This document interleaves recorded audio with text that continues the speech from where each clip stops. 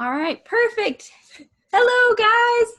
I think we're recording now. I'm Jenny. This is Andrea. We're here with Erika del Pozo. I pronounced that correctly? Okay, perfect.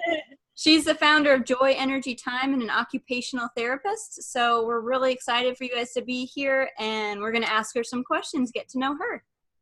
So, hey, Erika. I'm so happy to be here. Yeah, thanks so much for joining us. We're so excited. Can we start by just having you give us a brief introduction of who you are? Yeah, so I'm Erika. I'm from Miami. I'm an occupational therapist, and my husband, I met him in grad school. He's a physical therapist. So where we're at now in life is he's doing travel PT, and I'm going along with the ride, and we've moved a lot this past year and a half. But aside from what I do, I founded Joy Energy Time in 2017, but I also have a podcast, Burnt Out to Lit Up podcast. And my husband and I, we love to hike. I love to dance, cook.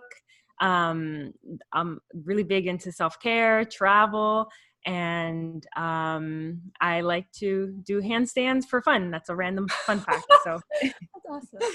I saw one of your videos, and you're great. Oh, thank you. Where's your favorite place you've traveled so far?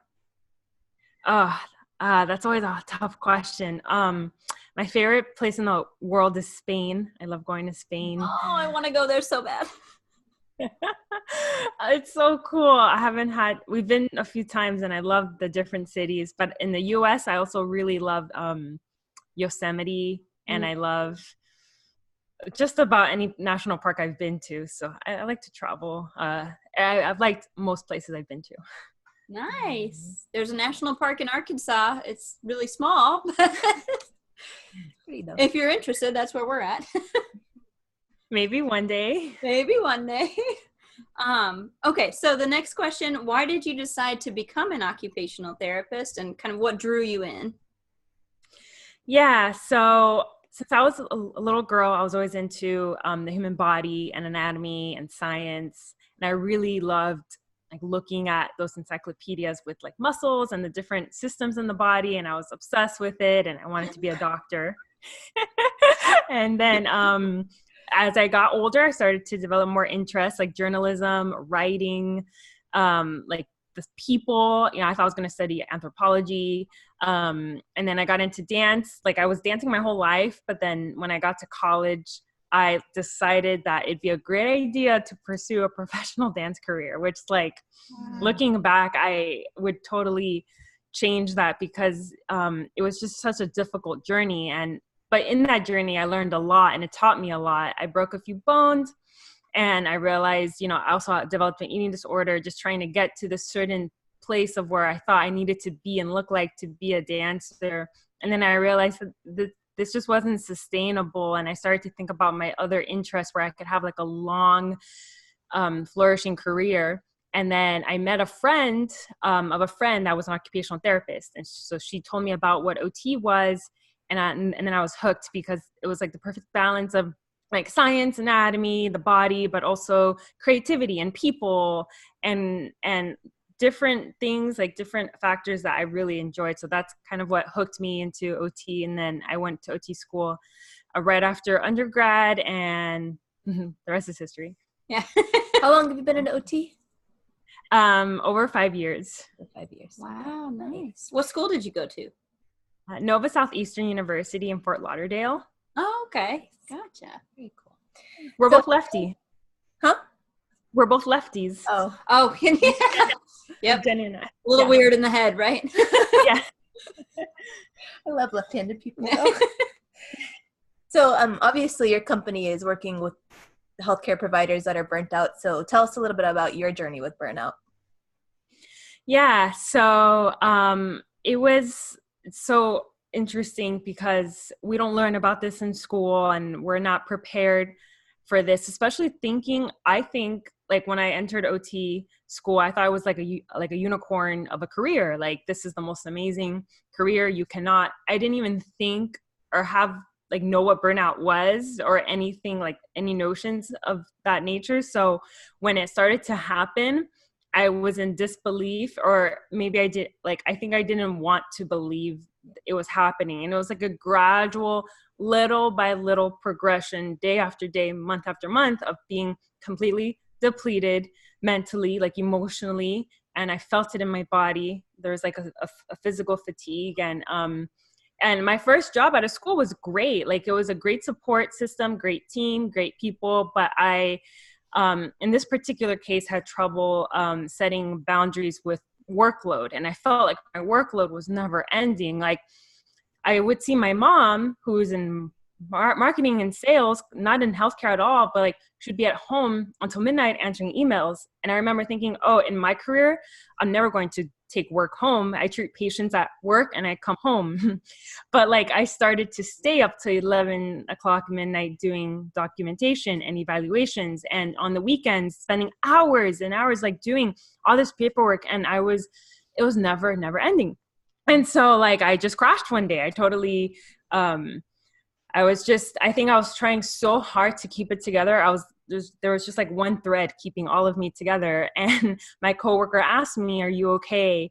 And when she asked me that, I started to cry. I didn't even answer. I just started to cry because I realized that I'm not okay. And I was really relieved that someone asked me. And then like the front desk was really understanding that I needed like a day off. So they gave me the next day off. And that was the first time in like 8 months of this was like 8 months of my first job as an OT. And I just like that next day, I just like melted. Like, I needed to I took yoga, and I felt every muscle in my body like melting into like I needed this so bad. I needed time for myself, because every day that was going on, it was like a disconnect. Mm-hmm. And I was like this really hard shell of just trying to keep it together. And then I talked to my boss and we made some accommodations so that my workload, my schedule was a little bit more manageable.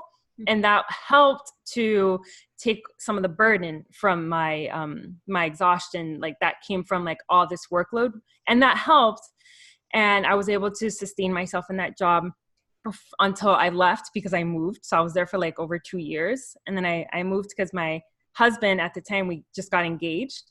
So it was exciting. I moved in with him. He lived 2 counties above Miami-Dade County, and I got a new job.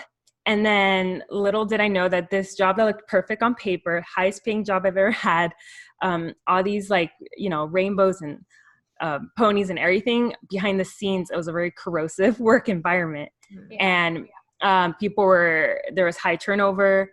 There was a value, like ethics conflict between work I wanted to do and the demands they were making or placing on me to do. Mm-hmm. I had very little autonomy. Workload was through the roof.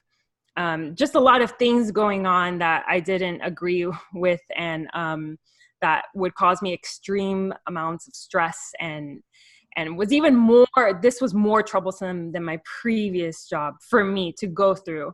And then that was kind of burnout 2.0, but like, it was just like the intensity was turned up all the way. Like, it was things that I couldn't even believe were happening. And then just going through that, that was a quick turnover for me. I realized I couldn't sustain myself in this place. My workload, my low autonomy, value conflicts, wasn't being treated fairly. All these things added up to like, I need to get out. And so once I left that job, I found a per diem job, and I started to I got a position as an adjunct professor.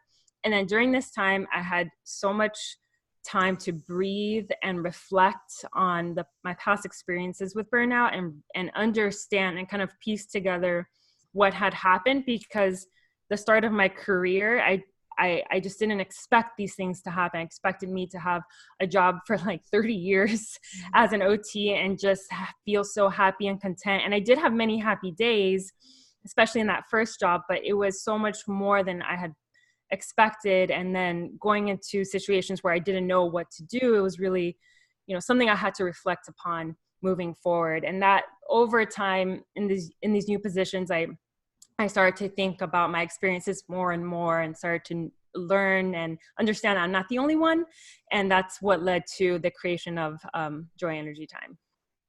Love that. So that's in a nutshell. That's a great story though. And I think something that's so important that you said is it happened little by little. And like you started separating like listening to your body versus like what you were actually doing. And I think that's so common, and women don't appreciate that happens, and that it's valuable to listen to your body. Yeah. Yeah. I think it's a really relatable story. Yeah. We're nodding over here as in like we agree. Yeah. We feel ya. So segue into founding Joy Energy Time. So how did you decide to become an entrepreneur, and kind of what was your journey in making that decision and growing into that? Mm-hmm. So before I started it, I was involved in a multi-level marketing company for health and fitness, which is totally not what I do now.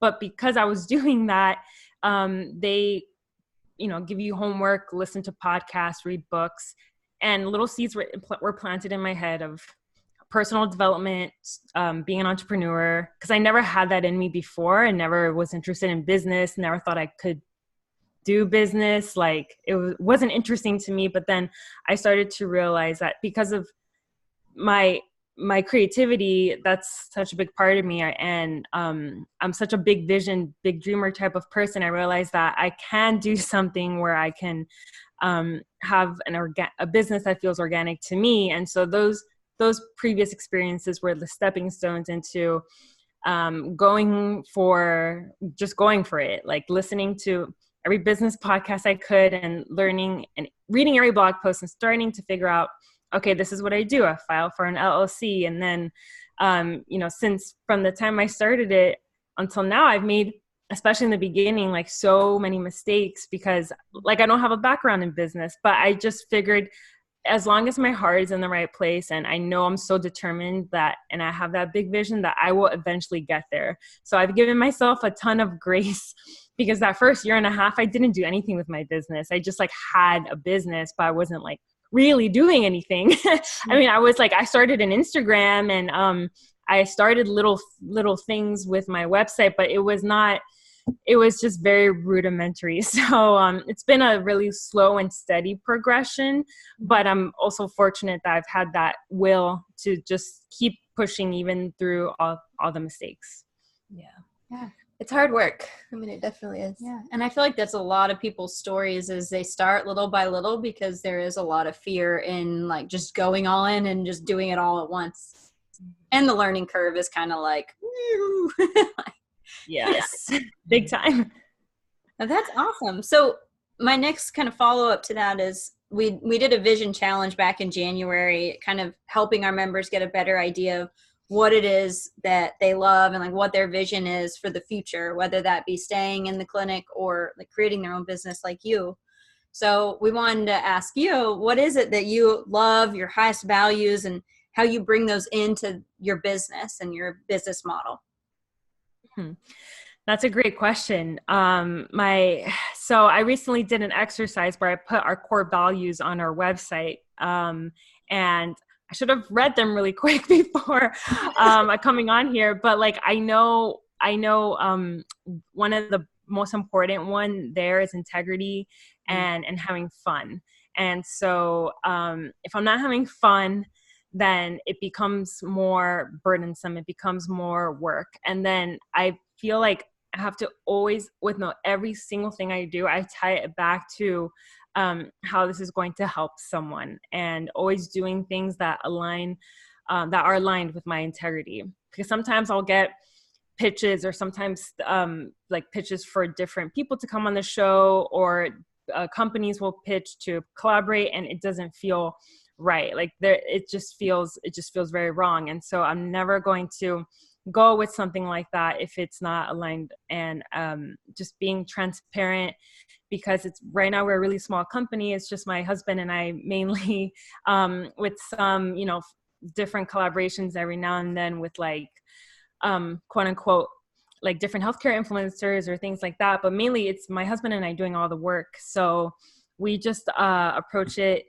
day by day, and we have our integrity, we have fun, we have passion, and we have this vision to create a bigger movement in healthcare. And we truly believe in collaboration over competition. And that's why it's so beautiful to have opportunities like this, where we're talking with each other, and I get to do this all the time on my podcast. And I think that that's how we can elevate this industry. And just within this past like 2 years, I've seen so much more progress made in terms of bringing burnout onto the table to talk about. And it used to be such a taboo thing, but now it's like, we all know it's real, and we all have to start some sort of conversation or, movement to make real change. So that's what we're all doing.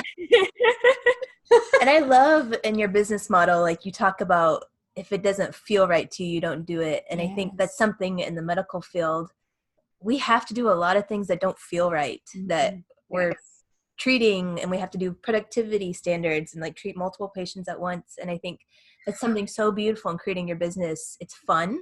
And then you get to stay authentic to who you are, which is huge. So yeah, that's awesome. Yeah, I love that. So creating a business with your partner is a whole nother like hour-long conversation, right? Yeah. Ours are not quite in the business yet. But so my next question is, when it comes to fear, and, especially for you two, having somebody else like with Andrea and I, we can really talk about our fears and kind of hit them head on. For you, we're having a challenge here in a week, and we're going to talk about fear and how that limits us. How do you and your partner overcome fear on a daily basis when you're building this new business? Oh man, that's something that I like to face and talk about a lot, because I'm so scared all the time.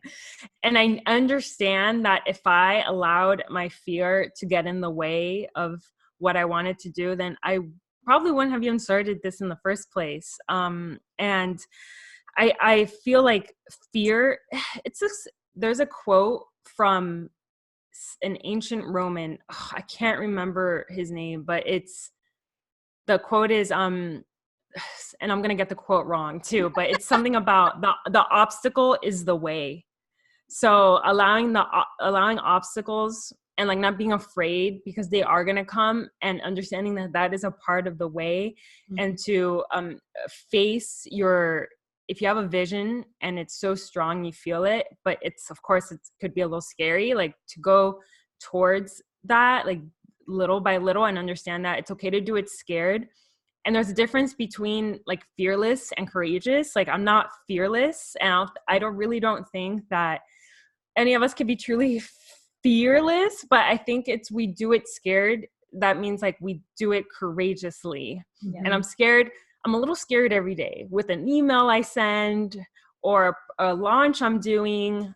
Sometimes I'm terrified, but every day it's like maybe a little scared, or I'm terrified, or like I can't, like I'm getting like adrenaline because I have a phone call and I'm like so scared for this phone call. But it's like these little things at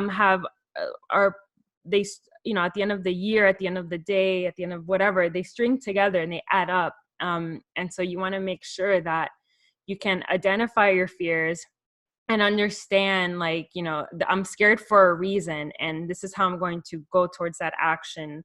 And I have to take, a dose of courage and do some breathing and understand, if it's important to you, you're going to have to pull in that courage. Great advice. I love it. Yeah. And we talk a lot about like, we're trying something new and we'll get that fearful feeling. And it's like, is it fearful excited, or is it fearful like danger? Like, don't go there. Yeah. So that's really cool. So yeah, 'cause we're really comfortable. Like, like our brains are, we're really comfortable. We want to, and we're designed to not go towards anything that's new or that can cause discomfort as humans. So anything entrepreneurial where there's no real roadmap, especially because in healthcare we understand that it's a very quote unquote safe industry, and many of us have that kind of mentality. But going into anything, it could even be like a new position within like healthcare, or it could be a new role in life, like becoming a parent or anything. It's sometimes there's no roadmap, and it could be very uncomfortable, but we have to be comfortable with going into that uncomfortable. Yeah, Yeah. absolutely. 100%. I mean, that's huge. And if you're going to be an entrepreneur, I mean, that turns into your life. Yeah. Get comfortable being Discomfort uncomfortable. is your life. Mhm. Yeah.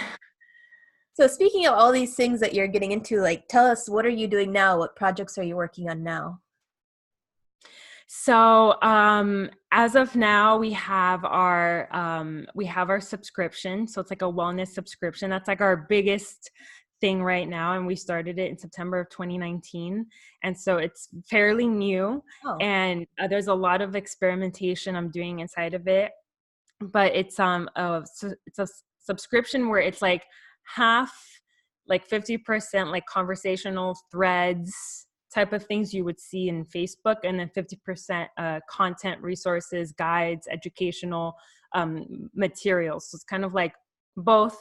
So it's not, it's more than just logging in and seeing content, but it's that you can access those tools and resources, but you can also talk to other people inside the community. So I really like the platform a lot, and I like to think about it as like co-creating. Like, it's not just me giving you homework, but it's me, asking prompts and going into the different things we go into, and then also voting on like what activity are we going to do next month, and what kind of things are we all motivated by, what do we all need help in, and just experimenting with like a type of a subscription where it's very active in that way, and so like proactive. And so that's like the biggest thing we have now, that's live.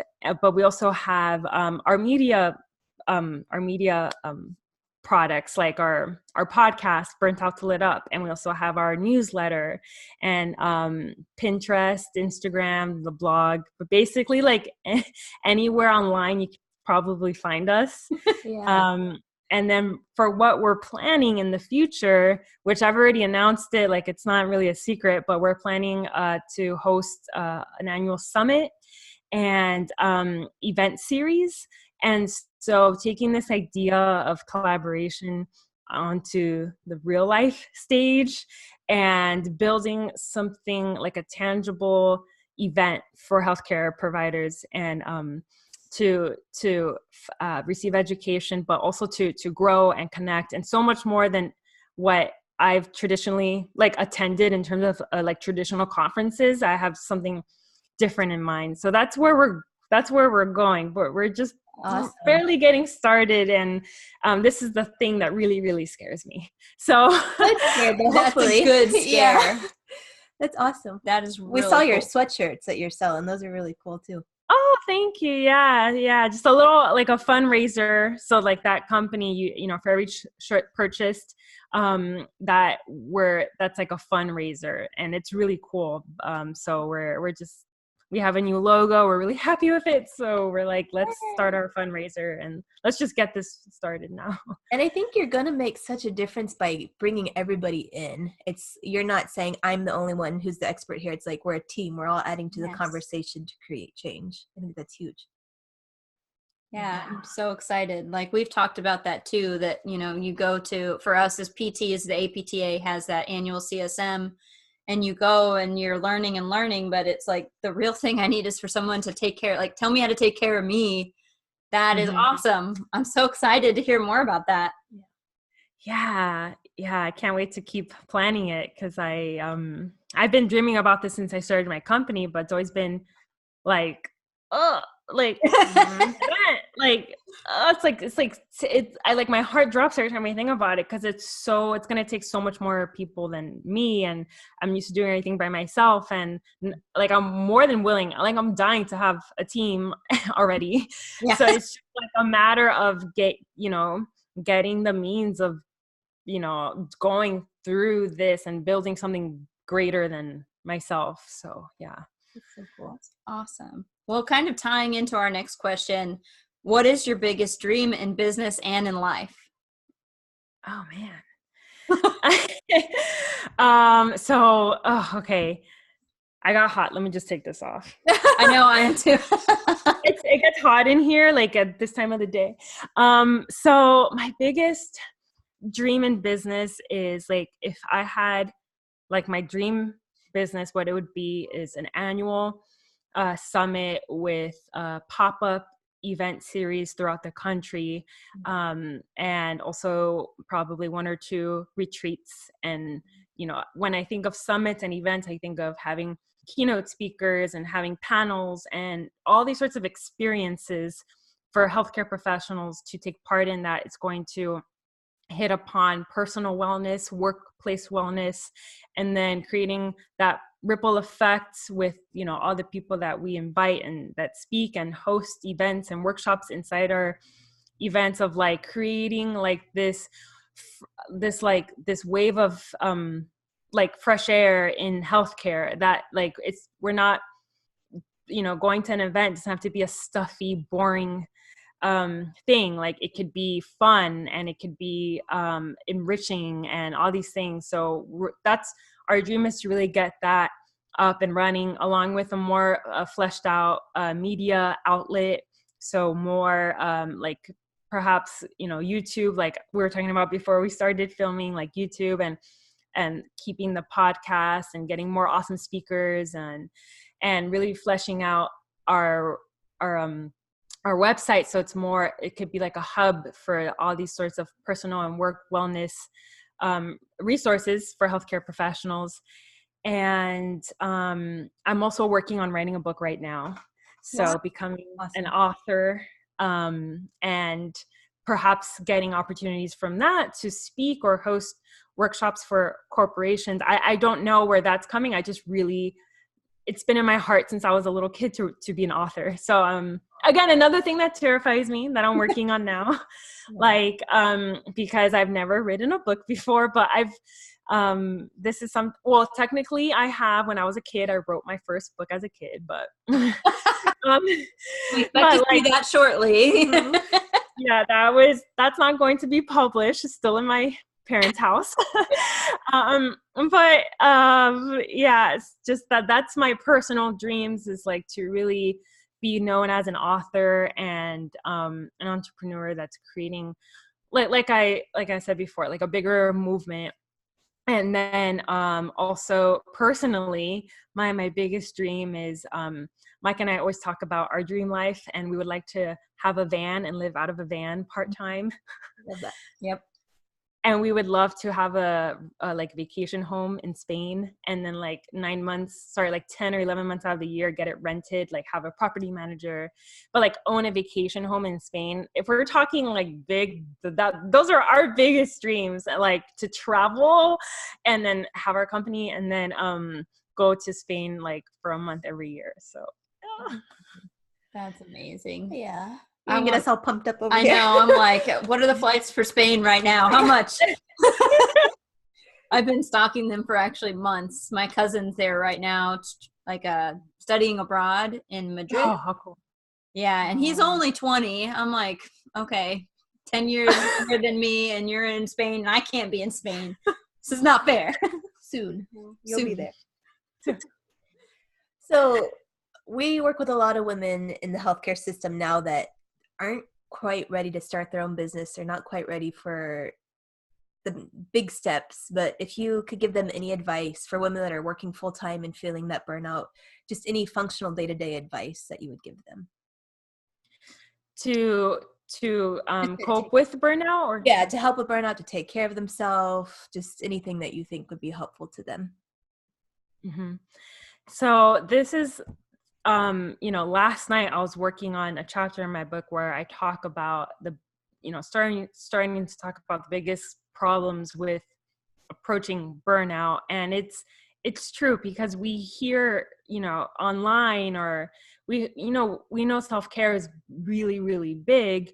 And I think there's been a lot of misconception that self-care it's like the best way to alleviate burnout. And I think self-care in and of itself is so important and has always been, but now it has so much attention around it.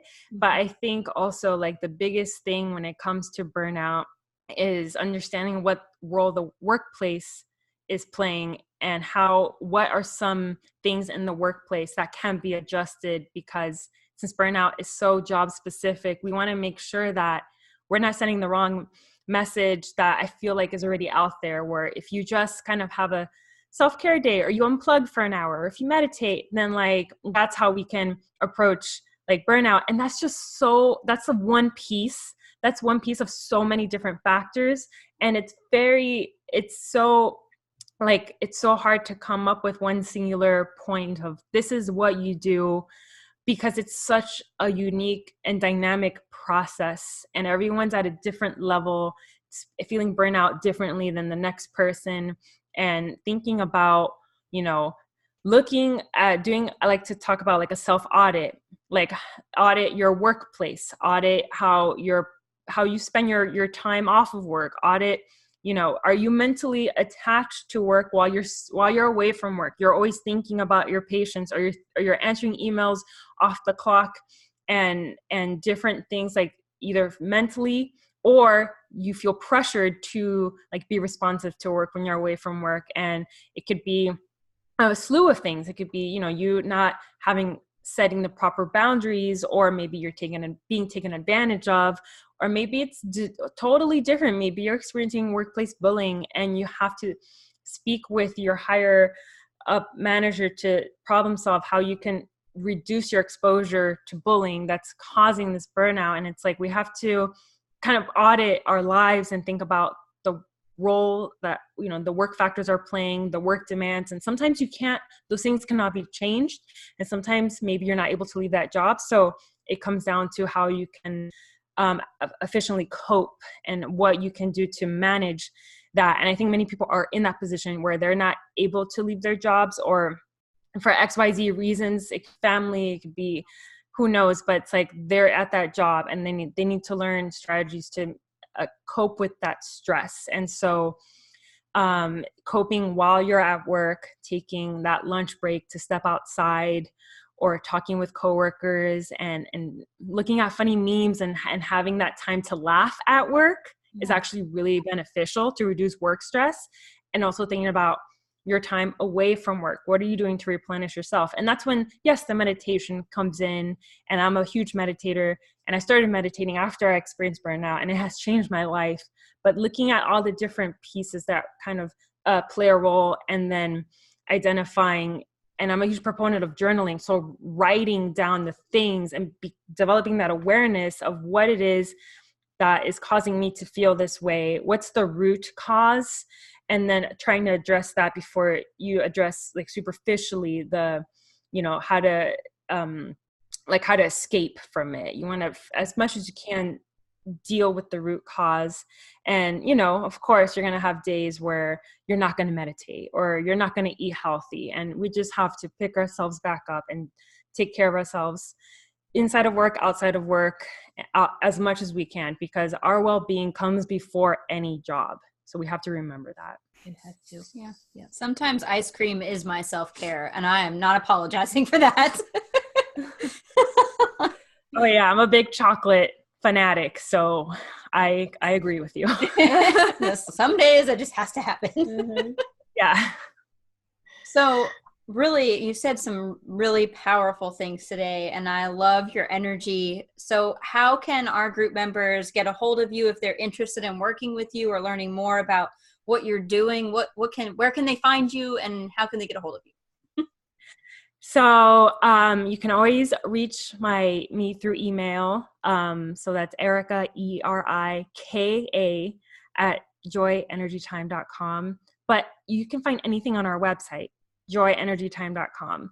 I'm very active on social media, on Instagram. So I feel like that's kind of like where the fun happens on Instagram. So it's @joy.energy.time. So there's dots in between.